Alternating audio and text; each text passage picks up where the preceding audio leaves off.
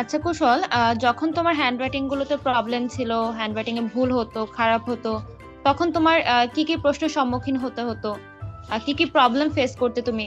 বা এখন তোমার হ্যান্ডরাইটিংটা কতটুকু ইমপ্রুভ হয়েছে, তোমার কাছে কতটুকু ভালো লাগছে? প্লিজ। আর আমার হলো, আমি হলো যেই স্যারের কাছে প্রাইভেট পড়ি, সে হলো হ্যাঁ। সবসময় আমার হাতের লেখা নিয়ে খারাপ কথা বলতো। কারণ আপনি ইংরেজি হাতের লেখা ভালো করে শিখিয়েছেন না, তাই ওই দিন স্যার হলো আমাদের পড়া দিছে, আমি সুন্দর করে ইংরেজি লিখতে পেরেছি। তাই আমাকে বলেছে তোমার হাতের লেখা তো আগের থেকে অনেক সুন্দর হয়েছে। তখন কইছে কি কি করে, আমি কইছি কি স্যার আমি লার্ন প্লাস নামে একটা আইডিতে হাতের লেখা শিখি। আচ্ছা ঠিক আছে, এখন কি তোমার স্যার বাংলা হাতের লেখাটা দেখেছে? না, এখনো দেখিনি বাংলা। তোমার কাছে কি তোমার লেখা এখন ভালো লাগছে কুশল?